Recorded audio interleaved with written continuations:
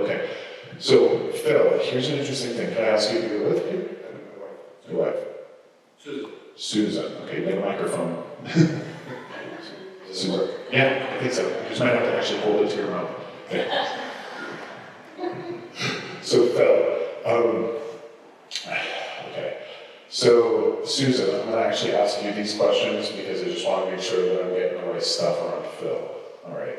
So, Susan, you're very lucky. Okay, this is what I mean. Phil is a top-notch dude. He's absolutely a top-notch dude. Now, Phil, I know that you're going to have like a lot of people when they hear compliments like this is interesting because a lot of people are like, I don't know what he's talking about. This is why I have to talk to Susan. So, Susan, you got a top-notch dude here. Now, where this message is coming from, Phil, men that you're a clone of. This is going to be the men that you have and like that you're a clone of. They've got your last names. So this is your dad, grandfather, all of this. These are problem solvers. These are people of integrity. These are people of honor. Absolutely.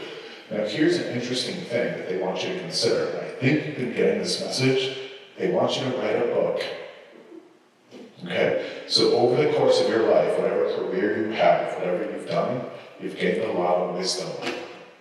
Can you say that you gained a lot of wisdom? I hope so. Okay.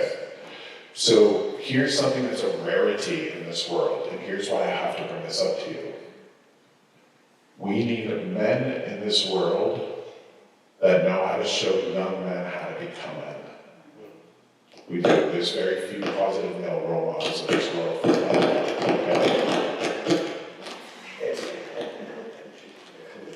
Okay. Something's happening.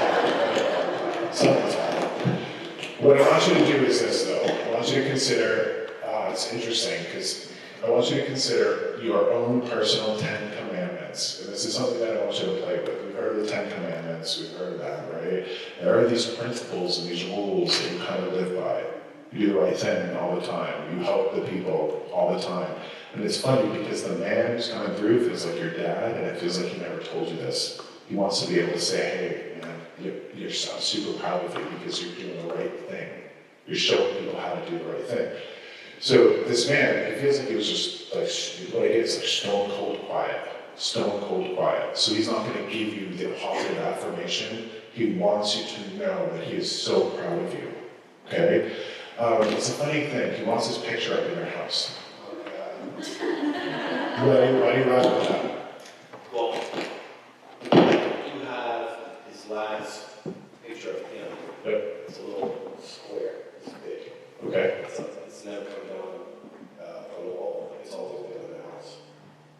Well, And to hang a picture of him, we just lost all our photos in the flood this summer. That's the only thing we have left of it. that's right. So that, I hope, is going with you wherever we go. So what I want you to do is I want you to consider getting that blown up some. Right? There's got to be a way you can scan it, high def it, blow it up. It's an ugly picture too. It's not the whole picture in the world. Well, that's okay, because it's going to remind you that he's here. Right? It's going to remind you that he's here.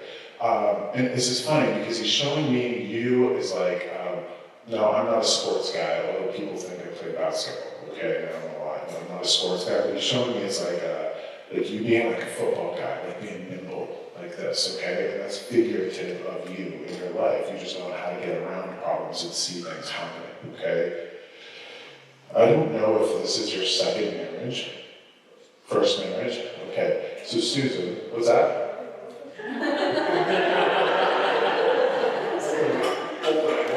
Yeah, I get it. So Susan, here's the funny thing. This man must have loved you. Because what he's saying is he's very happy. And remember, we don't need saving, right? And I don't think that you're a person that needs saving, but there's something about this man loving the fact that Phil has saved you. So just taking care of you in the way that a partner should take care of his partner. I'm not even going to say a husband take care of his wife. Partners should take care of their partners, okay? Interestingly enough, and Susan, this is going to be for you to confirm, apparently Phil has helped make your dreams come true. We've been together for 32 years, and very happy. Very happy, yeah. But like whatever dreams that you had about life, they must have come true because of this man. He must have contributed to this happening for you. Okay. It's funny, you got a garden out in front of your house? We did. You did. Is it gone because of the flood? Yeah. It's never coming back. You're not ever going to do a garden, or is your... Not right now. Okay. Not where we're at anymore. No. Okay. So here's a funny message for you around your garden. Okay? Now, remember, I'm translating the feelings. Weed your garden. Now, if you don't have a garden to weed, right, that could be a figurative message. Where the garden was, ever since we took it apart because of the flood, it's a field of weeds right now. It is so bad looking right now. It's weeds are this tall and it's pretty bad. So I was thinking about that today, so we'll just pull all the weeds out of it. So this is just that message coming through. Now, what you gotta understand, Phil, is like, again, I think this is something Susan would appreciate. All right, I just want to illustrate to you what's happened. Time and time again, I will be with a person and be like, well, your grandmother's saying this, your grandfather's saying this. And they'll be like, wow, I was just thinking of that. And I have to illustrate to you, you weren't just thinking of it, you were receiving it. Remember how I kind of talked about it in the beginning, where like you get a message and then you think about it in your own head? Everybody in this room is going to pay attention to the thoughts that come out of nowhere for no reason. Now, if you weed that, that's going to bring some sense, because she likes a nice, tidy house. You know what I mean? Nice, like the clutter causes you anxiety. That's going to relate to your garden. If you got clutter in the garden, it's going to relate to your sense of anxiety. It just feels like it's a little bit of a mess and I need it picked up. What I want you to do next year, and I think this is going to be a quick solution for you, not a permanent solution. I used to be a landscaper, so I know the difference between annuals and perennials. What he's saying is just fill that thing up with sunflowers. Are you a sunflower person? What? In the garden, before, Speaking of the mic for it me. was a vegetable garden. And what happened was it came along and wrecked everything and tore everything apart. We didn't have anything left. Through the summer, we've had one tomato plant come up, we've had one pea come up, we've had some lettuce come up out of nowhere, and we have one sunflower that I did not plant. Love that. He's about 3 feet tall. He's got a head on this big. With the flower, it was a sunflower right there. Awesome. I think next year, okay, like take a whole bunch of sunflowers and just throw them out there, right? And let the sunflowers come up, and especially if you don't have time to manage it, the sunflowers will grow, you know, and kind of shade out everything and get big and tall and shade things out and be beautiful and feed the bees and do all of that. I think the solution next year for you is sunflowers. Okay. Now, Phil, he's bringing my attention to your lower back. Okay? So this is like, when you're doing gardening stuff, you know, when you're reading, it's going to be better for you to get on your knees. Okay? And if it's really bothering you, it actually might be better for you to get like a, how do I say, a weed whacker. Okay? Weed whack. Don't go in there and pull weed whack. Okay? It's going to be much better for your back because he doesn't want you like bending over. Okay? It's going to be super important for you. Susan, this guy just really appreciates you. Okay? And the reason that I say that, and again I'm going to say this because we have this tough old New England folk, you know what I mean? Just tough old New Englanders who don't speak up and say the things that they want to say when they're alive. They just, for whatever reason. This guy's coming through and saying he just appreciates both of you very much. Okay? He did feel this is more of a big message for you. He does wish he said this more when he was alive for you, his son. Okay? Now, you would love to hear this because this man, you'd want his approval. You'd want his like, I made you proud, Dad. Thank you. Okay? Now, for as magnificent as a man this is, you're just as magnificent. So the way that you look up to him and the way that he would have been honorable and protective and, you know, just a real solid dude. You are as well, okay? And the book thing, here's a funny thing.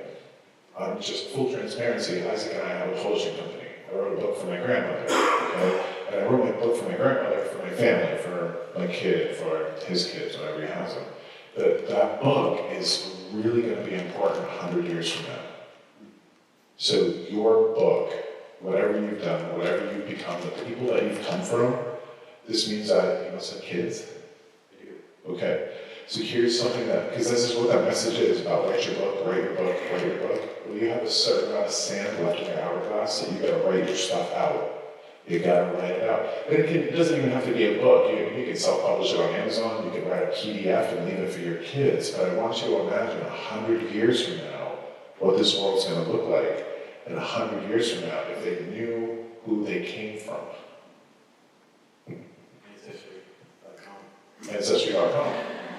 Yeah, I mean, well, true, but I like, always wanted to know where my roots were. And it's a little difficult because I seem to be getting dead ends. Nobody on my side of the family knows that family tree. I would be very interested in pursuing it. And maybe that's part of the book. well, that definitely is, but you are gonna be somebody's ancestor 100 years from now. Okay, and that's just something that we don't realize. This is important too, because, hire a genealogist, because you're hitting dead ends, but they know how to dig through things and find those things. You're just gonna wanna know, this is interesting, because like you come from a wrong line of clones, right? Like your dad, his dad, they all kind of look the same, feel the same, all of that. Very strong in that way. Very honorable. It feels like you could go right back to like British knights. Knights of Barnet, knights of medieval Europe. That's really important.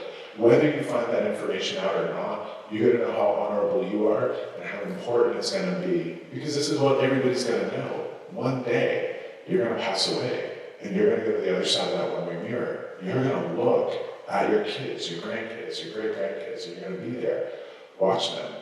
Imagine how different their life would be if they had, the 10 rules of Phil. But it's something that I want you to consider doing because, actually, funny message, do it before you can't use your hands anymore. So, as the older we get, the more arthritis we get in our hands and all of that. I'm not saying that that's going to be a thing that happens, but imagine 10 years from now, 15 years from now, you're going to have a real hard time typing and you're going to wish that you had this time right now to do it. Okay?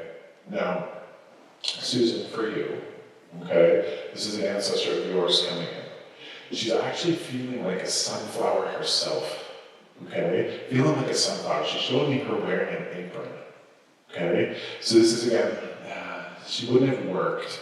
She wouldn't have had like a job. She would have stayed at home. She would have cared for people. She, like a baking. She's showing me the apron, like she would have cooked for people and did all of that stuff.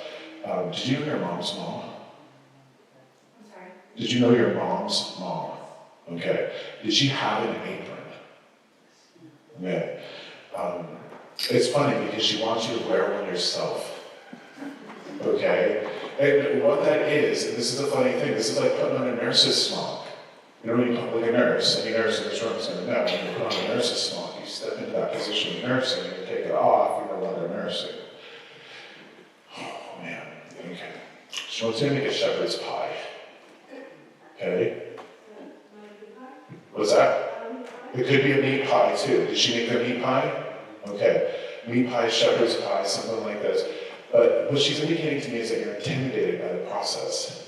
Like you're intimidated, like, oh my gosh, and it's like cooking or baking something that you don't think that you're good at. And she's like, we learned how to drive a car. Like if you learned how to drive a car, you can learn how to bake and cook in that way. You're not going to disappoint her. But here's something else. This is a funny thing, okay? This is a woman who had, feels like a religion. Was she religious? Yes. Okay, so here's what's interesting. So I have this personal opinion about Christians. Okay, I kind of divide them up into two groups. We have Christians who were actual Christians, like follow the word of Christ, love thy neighbor. And then we have what I call agenda Christians, whose Christianity to corrupt and oppress and hurt people. Okay? Two groups that kind of keep it simple for me. This is funny because what she's saying is that you, Susan, don't need to go to a church to just be a person of love. And she appreciates this. So there's, dogma that we would have been raised by. Go to church, read the Bible, right? I believe, and she's indicating this is true, that we all come with sort of an innate sense of knowing what's right and wrong. And she's very happy that you've kind of figured it out and you have your own guiding light. And this whole thing about wanting to impress them and make sure that they're not disappointed in us and all of that, you don't need to go to church to impress her. And that's what she's very much saying, that you figure out how to love thy neighbor. So you know that, right? Yeah. So she just wants you to know that she recognizes that you're a Christian without going to church. You know that, yes? Okay. And what does that mean, the word of Christ? It's not even about Christ, it's about the word of Christ, which is love thy neighbor. And you just really figure that out. Okay. You got neighbors that have kids? Yes. Yes. Like little rugrats running around, yelling, screaming. What's up, they're all grown? Okay. So imagine having like noisy neighbors with kids. That might be in your future. Like yelling, screaming, playing. She just want to make sure that you love those neighbors too.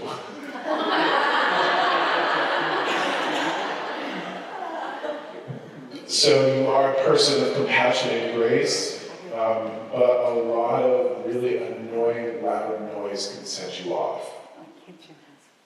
So, well, you might yet to encounter the thing that does that. Okay? So again, noisy neighbors, noisy kids getting in your yard, all of that stuff. It's the kids especially that we gotta have the compassion for. Okay? And this could be a thing 10, 15 years from now. But just be mindful of the little rugrats getting on your nerves. They deserve our love too. Okay? So thank you both. It feels like you drove a ways to get here. You did, okay. So I'm glad that I was able to connect with you, but I'm telling you, you guys are just gonna go have the best life possible. You're gonna face the things that bother you, challenge you, and you're just gonna get through them, get around them, get over them. Very much appreciative of you both standing by each other's sides. You guys are like the poster child of great partners for one another. So, thank you. Okay. So this is a funny thing because I'm kind of staying in a cluster here. I'm going over here to this woman who